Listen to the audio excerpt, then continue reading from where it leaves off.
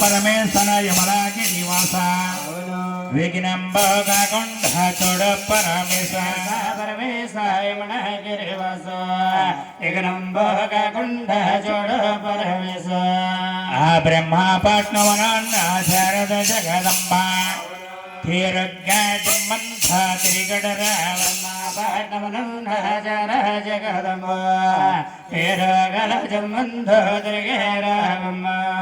అమ్మ తల్లిదండ్రులారా, సభాస్వాదరక్షణులారా, ఈ భగవంతుడు సేవమ్మ నాకు ఇచ్చి నేర్పిన గురువు గారు ఎవరో చెప్తాను, ఆలకించండి. రామచంద్ర పరమతాలోక వెళ్ళన్న గ్రామంలో ఎలిసి పుట్టి రాజేంద్ర పరమతాలోక వెళ్ళన్న గ్రామంలో ఎలిసి పుట్టిన వారి ఎల్లని గ్రామాల వారింటి పేరు ఈతవరు ఇది నీవారు పేరు పెద్ద కాపున గురువు గారి వారి పోడివారు పేరు పెద్ద కాపున గురువు గారు. అమ్మా ఈత పెద్ద కాపు గారు అంటే మీ పెద్దవారు అందరికీ తెలుసు. అవును. మన తాటిపాక ఓంప్రదం కంచి వెంకన్న గారు తీసుకొచ్చారండి ఆయన్ని. ఓంప్రదంలో కంచి వెంకన్న గారు అనే ఆయన నాది బాగా చిన్నతనం. ఆయనే మా అన్నయ్య, నేను అన్నయ్య కూడా ఉండేవాడిని. ఆ రోజుల్లో మన తాటిపాక అనే గ్రామం వెంకన్న గారు తీసుకొచ్చారండి. తరువాత జగ్గనపేట కాండ్రేగుల మాధవరావు గారు కర్లమిల్లు ఉండేదండి. ఆ చివర ప్రతి సీతా కళ్యాణానికి కూడా మహానుభావుడే కళ్యాణం రోజున డీడిచ్చారండి. మీరున్నంతకాలం, మేమున్నంతకాలం గురువుగారు మా కథ చెప్పాలి కర్లమిల్లి దగ్గర అని చెప్పేసి ప్రతి సంవత్సరం అక్కడికి వచ్చేవారు. తర్వాత మన రాజోలు ఏరియాలో కానీ, అటు పశ్చిమ గోదావరి జిల్లా, అటు కృష్ణా జిల్లా, ఆ మహానుభావుడి కథ చెప్పిన గ్రామం అంటూ ఏది లేదమ్మా. అయితే ఆయనే మా అన్నయ్య, ఆయనే నా గురువు గారు. అయితే ఆ మహానుభావుడే 99వ సంవత్సరం మే నెల 1వ తారీఖున పశ్చిమ గోదావరి జిల్లా ఏనివాడి లంక దగ్గరగా ఉందండి బాడవ అనే గ్రామం. ఆ గ్రామం కథ చెప్పనకెళ్ళి మహానుభావుడు కథ చెప్తూనే గుండెపోటుతో మా గురువు గారు అక్కడ వర్ణించారు. మా గురువు గారు ఆత్మకు శాంతి కలగాలని, ఆ దేవదేవుడు దీవెనలు మీకు అందరికీ ఉండాలని అందరూ గోవిందనండమ్మా.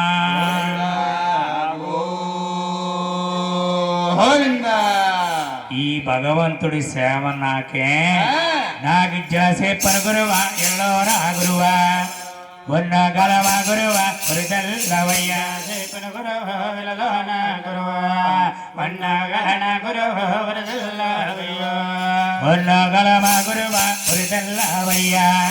మీరు భక్తులంతా కలిసి గోవిందనవలెనా గురువా గురుదల్లవయ్యా భక్తులంతా కలిసి గోవిందనవలెనా గోవింద.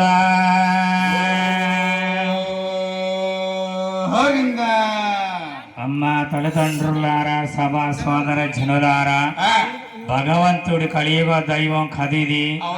ఈ కథ గోవింద నామంతో మొదలవుతుంది. గోవిందనామంతోనే స్వామివారి కథ ముగుస్తుంది. గోవింద నామంతోనే ముగుస్తుంది. అవును. అయితే వీళ్ళు ఎంతమానో గోవింద గోవింద అంటున్నారట అనుకుంటారు కొందరు. స్వామి సేవే గోవింద నామం. గోవింద అంటేనే మనందరికీ ఉంటుందమ్మా మోక్షం. ఎందుకంటే ఈ భూలోకముల ధనధాన్యాలు, బతులు, భాగ్యాలు బొవ్వకెవరికి లోటు లేదు. బంగారానికి ముందే లోటు లేదండి. బంగారానికి ముందే లోటు లేదు. ఏ బంగారం ఏమన్నా సవకం ఉందటయ్యా? వచ్చిందండి. వచ్చిందయ్యా 1 గ్రాముల బంగారం. ఒకలాగే కనపడుతుంది. మా ఆవిడకి నేను చేయించాను. ఏమాత్రం చేయించారు? ఎంత ఖర్చు అయింది? కాలు బట్టిల్లాగా చేయిస్తే చెట్టు ఉంటే 6500 అయింది. అంటే 1 గ్రాము ఖరీదు కూడా అవ్వలేదు. ఎక్కడికన్నా ఫంక్షన్ వెళ్తుంటే మీ ఆవిడ ఎవరు ఆవిడే వెళ్ళొచ్చేసాక ఒకవేళ కూడా మళ్ళీ కొనేస్తున్నాను 6,500 ఎట్టి. ఓహో తక్కువ ఖర్చుతో తేలిపోతుంది. అమ్మా ఎవరికి ఏ లోటు లేదు గాని ఆ, మనందరికి ఏం లోటు వచ్చింది ఇప్పుడు? ఆరోగ్యమే లోటు వచ్చింది.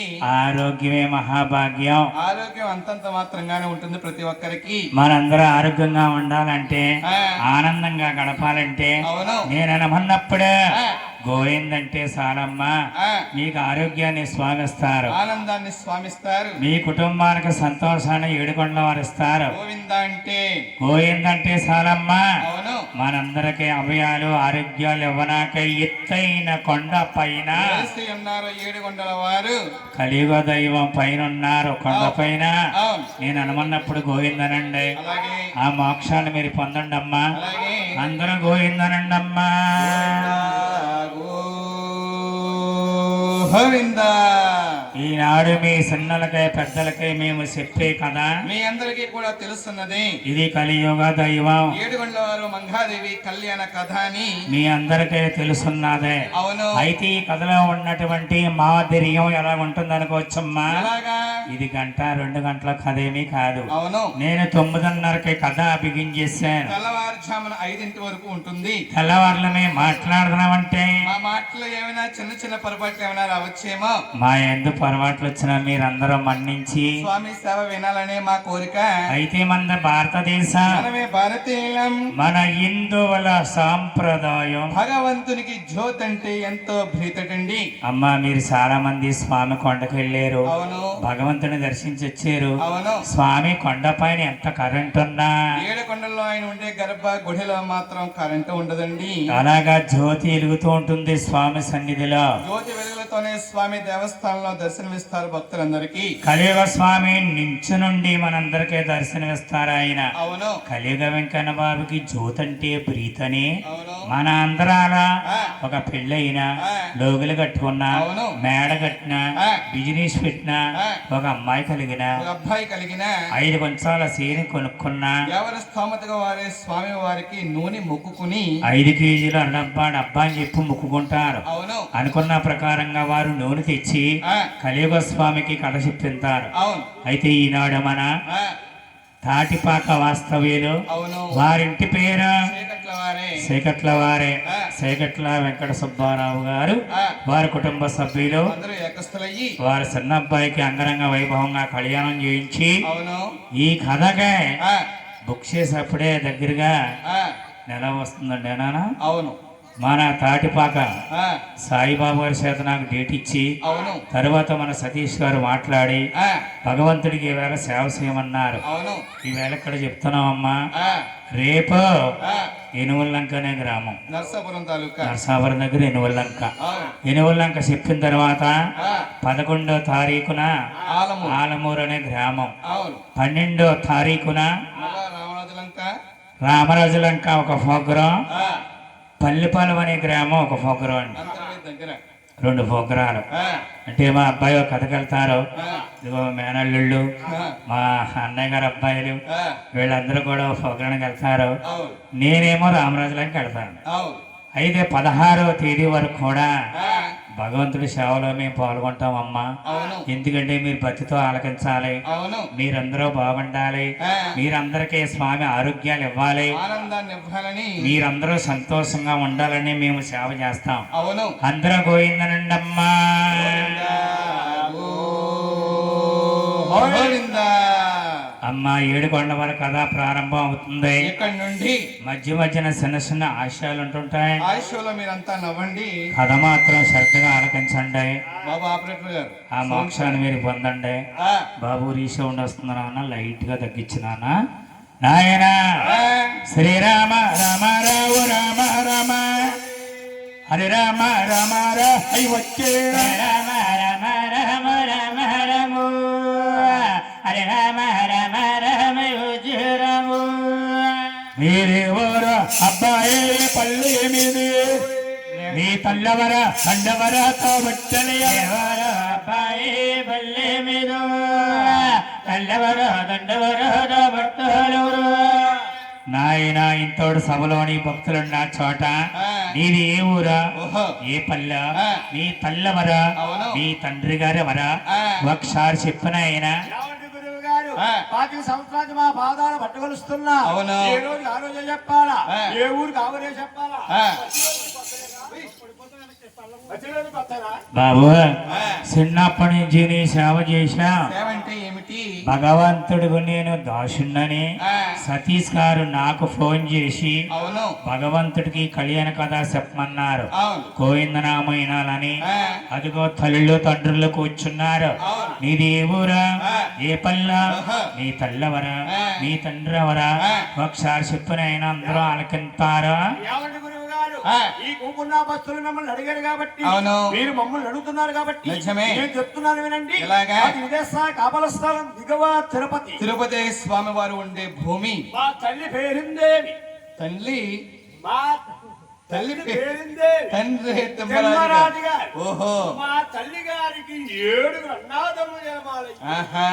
అమ్మ ఏడుకొండవారు కదా ఇక్కడి నుంచి చెప్పరానమ్మా. అవును. ఏడుకొండవారి తల్లి పేరుందేమి? తండ్రి తిమ్మరాజు గారు తల్లి గారికి 7 అన్నా తమ్మలు. జన్మించారు. అమ్మ 7 ఎవరెవరో చెప్తాం ఆలకించండి అమ్మా. ఎవరు?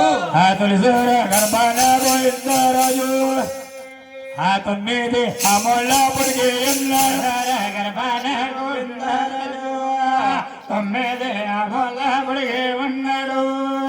చూసేరమ్మ గోవిందరాజు అంటే 9 మూల పొడిగ్గా ఉంటాడు ఆయన. ఆయన అజ్ఞాన వాహుడు. మకాళ్ళు దిగుంటాయి శీతలు ఆయనకి. కాళ్ళ కాడ ఆదిలక్ష్మి భూలక్ష్మి కాళ్ళు పడుతూ ఉంటారు ఆయనకి. తలకాడేమో బంగారపు కొంచెమే ఉంటుంది. 5 సరప్పాల ఆదిశేషుడమ్మా. అలా పడికెప్పుంటాడ పెద్దన్నయ్యైన గోవిందరాజు గారికి. మీరు యాత్రిల్లేవారు భగవంతుని దర్శించే ఉంటారు. అవును. అప్పుడే గోవిందరాజు గారిని దర్శిస్తారు. అవును. ఆ మహానుభావుడమ్మా ఆ, మనం దీక్షతో దండం పెట్టుకుంటే లేచి అలా సర్దుకున్నట్టుగా ఉంటుంది ఆయన యొక్క దేహం. అటువంటి మహానుభావుడు గోవిందరాజు గారు. పెద్దన్నయ్య గోవిందరాజే తల్లి గారికి తొలిచూరు గర్భాన్ని జన్మించారు. ఆ మలసోర గర్భాన పెన్నాడంటున్నా, పెన్నాడ చిత్తాలో జరుగుతున్నా, గర్భాన పెన్నాడంటున్నా, పెన్నాడ చిత్తాలో జరుగుతున్నాయో. ఆ 3 గర్భములంతా ఒప్పాడంటున్నా, ఆ ఒప్పాడ చిత్తాలో జరుగుతున్న గర్భానందో ఒప్పాడంటున్నా, ఒప్పాకల చిత్తాలో జరుగుతున్నాయో. ఆ 4 గర్భాన బండాపూరు, ఆ బెండాపూరం కన్నా జన్మించి బెండాపూడు, బెండాపూరం కన్నా జన్మించినాడు. బెండాపూర్ అంటే ఎక్కడుందయ్యా? అన్నవరం దగ్గరగా ఉంది బెండపూడి అనే గ్రామం. అక్కడికి ఎంతమంది అమ్మా తల్లి గారికి తెలివింత? 4 కుమారులే తల్లి గారికి జన్మించారు. 5 గారు భవనంతో వెంకన్నా ఆయన చిత్తాలో జరుగుతున్నాయి.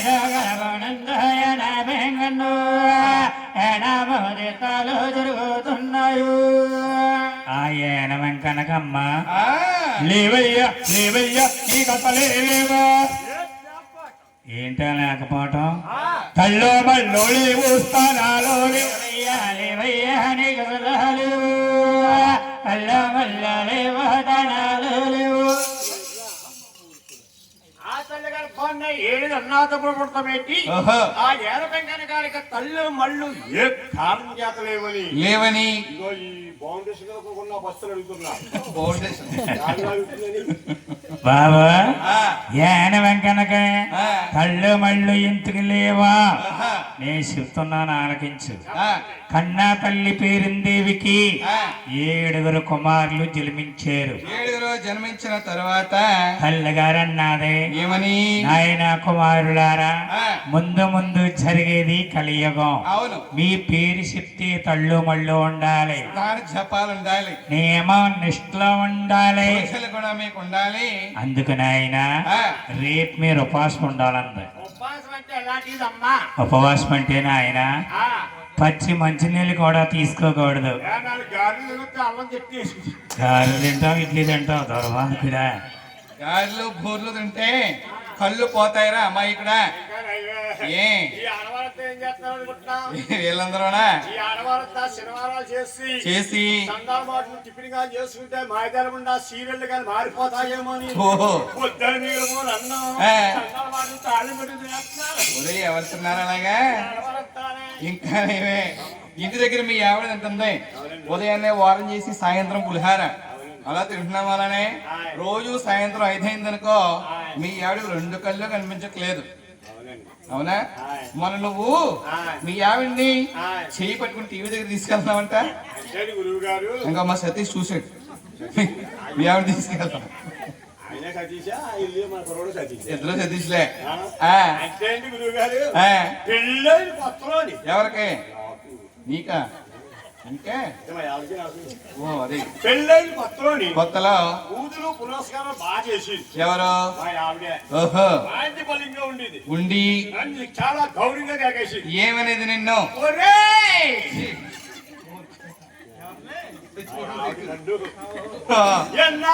చూసినా ఎన్నాళ్ళు చూసినా ఆ మఠం సెంటర్ లో తిరుగుతా ఉంటా వద్దు ఖాళీ ఉందని ఇంట్లో గ్యాస్ అయిపోయింది. ఓహో ఎర్రమంట వస్తుంది అబ్బా అని గౌరవంగా కాకేసి. ఇది ఎర్రమంటలేటి? ఎర్రమంట అంటే గ్యాస్ అయిపోయి ముందు మా మంటలో అది ఎర్రమంట ఎదవమంట కాదు. అంత గౌరవంగా కాకేసేది. ఏమని అదే చెప్పేసాను కదా. ఒరే బాబు ప్రతి ఒక్కరు కూడా గౌరవంగా కాకేసేది. ఎప్పుడైతే శనివారం చేసి ఈ కులాలను తిండం పట్టిందో మీ ఆవిడ ఈ స్వామి ఊరుకుంటాడా? ఈ స్వామికి కోపం వచ్చి మా ఆవిడికి రేజెట్టాడు అమ్మ రేజెక్కడ. ఇది మీ ఆవిడకి వచ్చింది రేసి ఇక్కడ. అయితే సూపు కనపడదు. అప్పుడు నాకు అవసరం వచ్చి అప్పటి నుంచి నన్ను చాలా గౌరవంగా కాకేసి. ఏమంటుంది నిన్ను? అలా మీ ఆవిడే కాకేది. మీ ఆవిడ కూడా చెప్పు ఇలా రా. మీ ఆవిడ ఏమంటుంది నిన్ను? అప్పుడు గౌరవంగా కాకేసి. ఏమని? యామండి ఓ ప్యానేష్ ఈశ్వరాన్ని బాగానే ఉంది. ఈ లాస్ట్ లో మళ్ళీ చిలేటి అంతే పైకి చెట్లేక యామండి ఓ ప్యానేష్ కలిపోయింది. ఎప్పుడైతే నువ్వు ఏమండి ప్రాణేశ్వరాన్ని మీ ఆవిడ నేను పిలిచిందో అబ్బా కళ్ళారా చూడకపోయినా శివరాల ఆలకుంటుందని కాళ్ళలో దీపం సీరియల్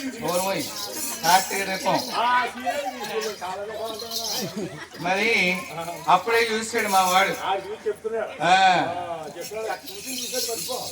నాయన అటువంటి ఉపవాసం ఉన్నామాలానే మీ ఆవిడకి కళ్ళ అనకుండా పోయిని.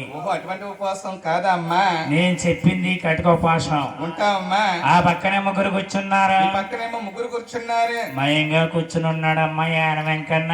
అవును. మీకు రోజు టిఫిన్ ఎప్పుడు తీసుకునే అలవాటు అయ్యా? ఉదయాన్నే 8:30 తీసుకునే అలవాటు. ఆయన టైం ఎంత అయ్యింది? మధ్యాహ్నం 3 అయిపోయింది. కన్నా తల్లిగారమ్మ మంచినీళ్ళు కూడా ఇవ్వలేదు యాన వెంకన్నకే. 5వ వాడైన యాన వెంకన్నకి ఆకలి ఎక్కువైపోయిందటండి. ఆయన అనుకున్నాడు ఏమని? ఏటి మా అమ్మగారికి మతోయిందా? మా అన్న తమ్ముడికి మతిపోయిందా ఏమిటి? ఉంటే 6 అన్నగాళ్ళు ఉపవాసం ఉన్నారు, అందులో నేను లేకపోతే వాళ్ళకి లెక్క ఏమిటి అని కంగారుగా వెళ్ళి లెగిసి వెళ్ళిపోయి యాన వెంకన్న వడిగా ప్రసాదం భోజనం చేశాడు 5వ వాడు యాన వెంకన్న. కన్నా తల్లి పేరిందేవి కళ్ళారా చూసేరట. చూసి అరే నీర్చుడా కూడా దుర్మార్గుడా, నా గర్భాన్ని పుట్టి గడపేతలు అదలా పుడతారు ఏంట్రా మాయి కూడా. కాలనీ అంతా ఖాళీగా ఉంది, వెనకాల పుట్టేది. ఎక్కడి నుంచి పుట్టి అలాగే ఉంది. తప్పుడు పని చేస్తావు కాబట్టి నా కొలవలో గాని, మా గోత్రంలో గాని, మా ఇంట్లో గాని, మా ఇంటి పేర్లో గాని, మా చుట్టుప్రక్కల గాని ఎక్కడ ఉన్న నాకు వీలు లేదు. వెళ్ళిపో మూర్ఖుడా. అలాగని ఫ్రాంచి యానం తల్లిగారు పెంపించిందమ్మా. అవునండి. యానం అనగా ఎక్కడుంది? దక్షిణ కాశీ ద్రాక్షారామానికి 18 కిలోమీటర్ల దూరంలో ఉంది యానం. యాన వెంకన్న బాబు తీర్థం నెలలు ఉంటుందమ్మా. చాలా బ్రహ్మాండంగా జరుగుతోంది. ఈయనకిలాగా ఆయనకి తల్లి మళ్ళీ వండో దాన్ని చెప్పాలంటండి. నేమనిష్టలో వండో రోజులేమో తక్కువ ఆయనకి. ఆయన దర్శించడానికి వెళ్ళినటువంటి భక్తులే కడుపు నిండా భోజనం చేసి ఒంటి చేతితో దండం పెడతారు, వైనంగా పెడుతుంటారు. 2 చేతులతో దండం పెట్టేవంటే జ్ఞానం స్వామికి మోక్షం లేదటండి. ఉపాసంతో పళ్ళు పెట్టేవంటే జ్ఞానం దేవుడికి ఫలితం లేదటమ్మా. ఎందుకో మోక్షం లేదట. ఆనాడు ఆయన తల్లిగారు పెట్టిన శాపం అటువంటిది, ఉపవాసం ఉండని కారణంగా. అక్కడికి ఎంతమంది అయ్యా తల్లి గారికి జలిమింత? 5 కుమారులే తల్లి గారికి జన్మించారు. ఆ వాడపల్లె కన్నాజులు వెంచి స్వామి వాడపల్లె అంటేనమ్మా మీ అందరికీ తెలుసున్నదే. ఆ, రావులపాలెం దాటిన తర్వాత ఆ, ఆత్రేయపురం మండలం ఆ, వాడపల్లెనే పుణ్యక్షేత్రం. అవును 7 శనివారాల ఉపాసంతో వెళ్ళి ఎవరైతే ఆ వాడపల్లి వెంకన్న వారిని దర్శిస్తారు